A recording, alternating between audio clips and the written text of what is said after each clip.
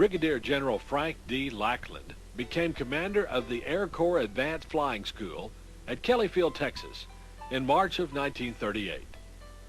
The area was used primarily as a bombing range. The pilots at Kelly would bomb the flat escarpment that rose above their airfield they called the Hill. Brigadier General Lackland saw the potential for expansion of the flying school into a major training facility. His innovative vision transformed Kelly Field into the nation's largest military center and the only basic training center for the Air Force. On February 21, 1941, plans were implemented to build a facility for 1,300 cadets. This was increased to 2,088 cadets in May of 1941. The new training school on the Hill was designated the Air Corps Replacement Training Center on September 30th of 1941 and saw its first class of cadets on November 12, 1941, less than a month before Pearl Harbor. The new facility became Lackland Air Force Base on July 1st, 1947, with the official ceremonies held on July 12th. Since its initial inception, the training center has grown and distinguished itself by implementing training for women in the Air Force in October of 1948 and began the integration of black airmen in June of 1949. Even General Lackland's foresight could not have envisioned the amazing developments that have unfolded over the base's long and distinguished career. Today, Lackland has students taking advanced training in subjects from law enforcement to electronics. These students come from all branches of the military and civilian government agencies. Lackland also serves as the home for the Defense Language Institute, which teaches English to military personnel from over 30 nations.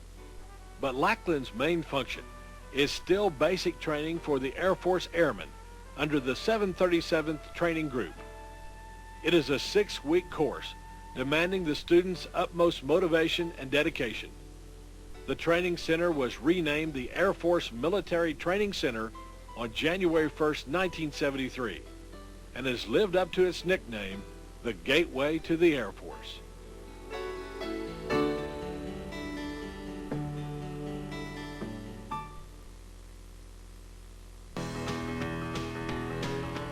When the airmen arrive, they are greeted by the training instructor and get their first glimpse of the distinctive campaign hat that is the symbol of authority and leadership.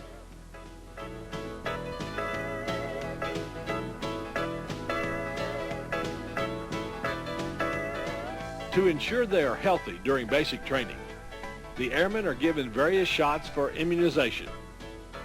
Blood samples are taken to check for blood type and other testing.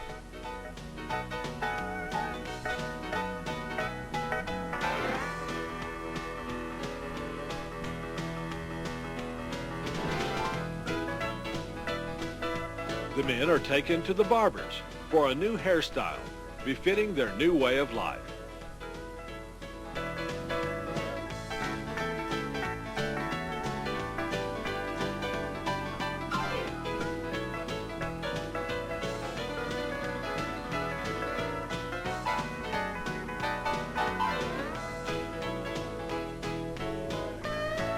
The airmen are taken to get their new clothes.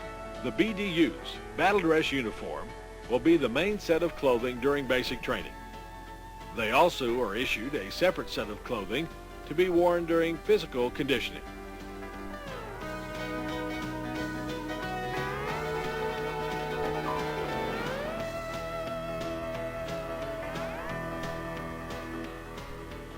The airmen are taken to the BX, or Base Exchange, to get toothpaste, shaving cream, and other essentials they will need to start out basic training.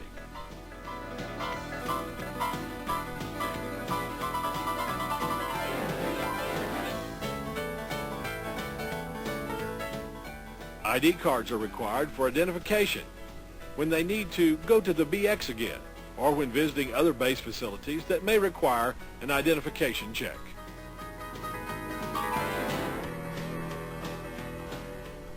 A dental examination is given to ensure the airman's best health.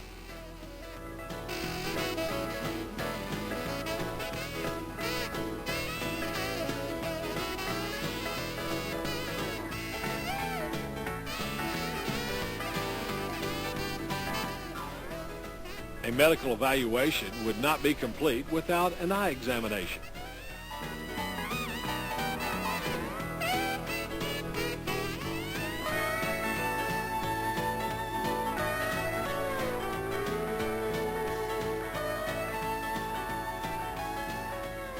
The airmen have the setup of their medical records explained to them.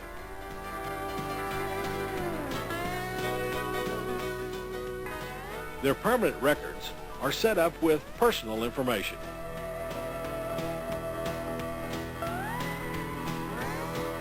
After being tested to find their Air Force specialty code, the airmen get to choose from the top 3 choices from which they are qualified. Discipline is a byword in all branches of the military, and nowhere is it more apparent than during individual, squad, flight, and squadron drills. Each airman is taken step by step on the proper procedures of saluting, standing at attention, standing at ease, and marching. It is not as easy as it sounds. But once the proper techniques are learned, it is an impressive sight. The synchronized movements executed to each command instills precision and teamwork.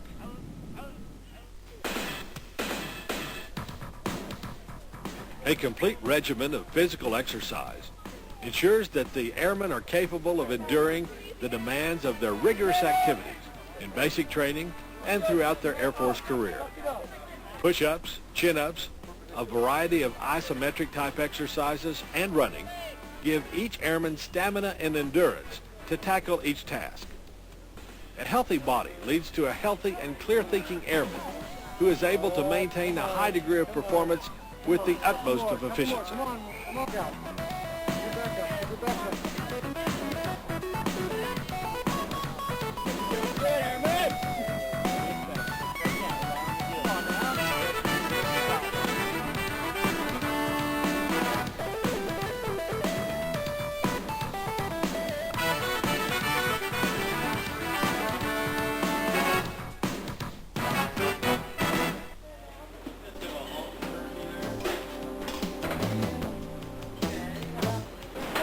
Nutrition is a key factor in order to keep up the airman's energy for the mental and physical challenges of basic training.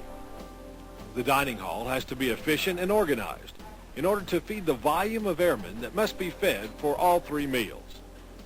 But the basic training regimen is not abandoned even during mealtime. The airmen are required to display a certain proper conduct which further enhances military discipline.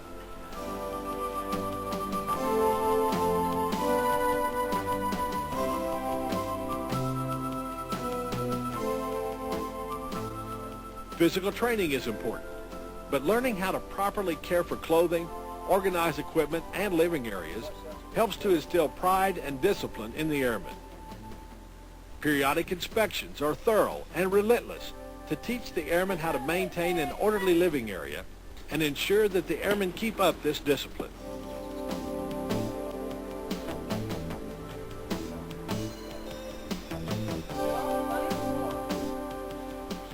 The issuance of the airman's dress uniform is an exciting day.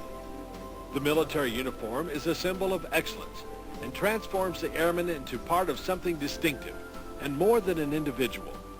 From socks to the distinctive cap, each airman is provided with everything to give this transformation a unique stamp.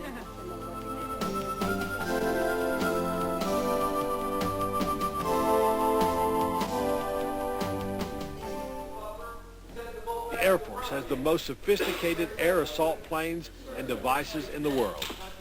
But even in today's highly technological age, there is still a need for the hands-on approach. This is no less apparent than when referring to weapons. Each airman is given a block of instructions on the proper maintenance and operation of the M16 rifle.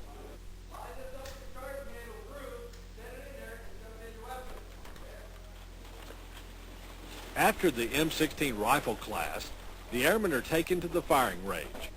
But before they fire their first round, they have lunch. Since this isn't the dining hall, they're given the military's version of fast food, MREs, or meals ready to eat.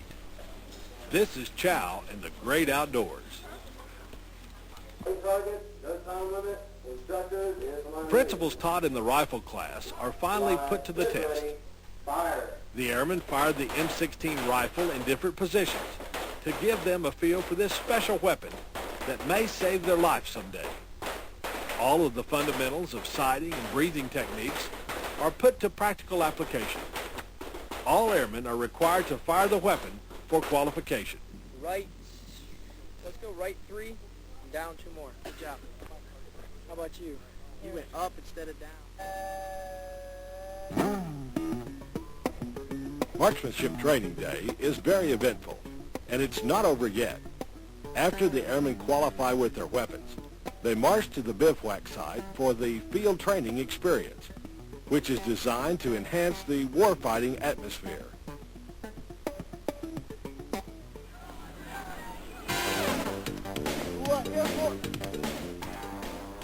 At the competence course, the airmen find out why they do all their physical conditioning. The course is long and physically demanding. Many of the obstacles are high and take not only physical stamina, but a lot of heart. This is where the airmen have to dig down deep and pull out all the stops. The faint-hearted will not be able to cut it. Though most of the obstacles are individually negotiated, the course is also a time for teamwork. Encouraging each other along helps to build a spirit of comradeship that bonds the individuals into a unit. Many of the obstacles are negotiated over water. If the airmen can't quite complete the obstacle, at least it's a cool drop.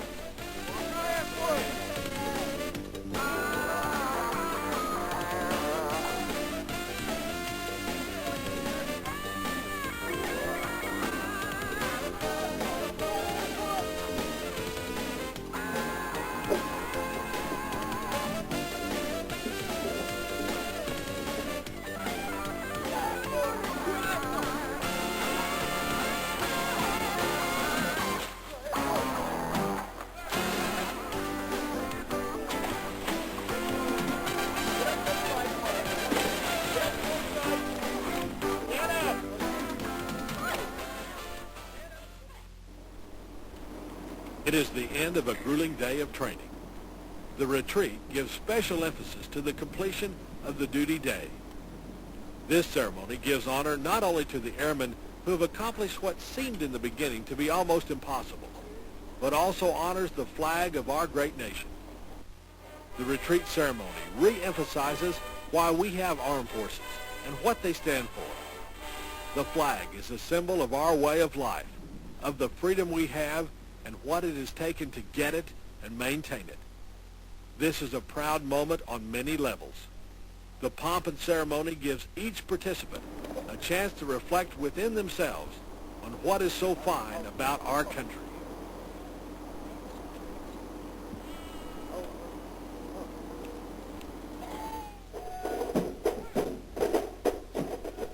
It's graduation day. This is the day that spurred many of the airmen on. It was the brass ring that they strived to obtain. For those that persevered, it stands as the first milestone in their Air Force career.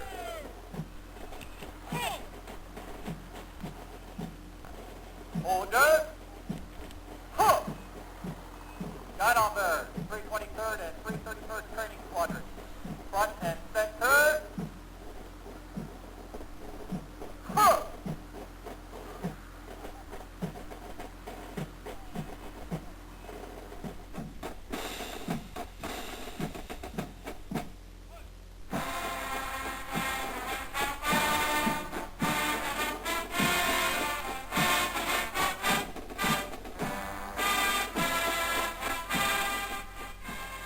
Graduation parade gives special pride and honor to those who participate. It is their time to bask in the glory of their accomplishments.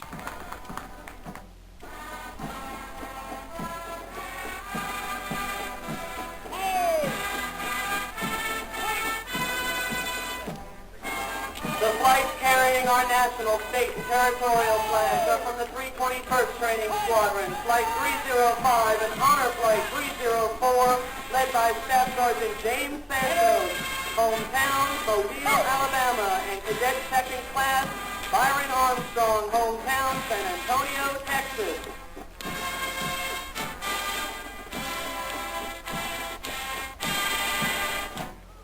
Squadron Commander is Master Sergeant Eugene Rhodes, Section Supervisor, 322nd Training Squadron, hometown, Council Bluffs, Iowa. We are a member of the band flight, so congratulations, D047. It is also a proud day for the family and friends who have come to watch. They see not that anxious young person who left to face unknown challenges, but a competent professional ready to strive for further heights.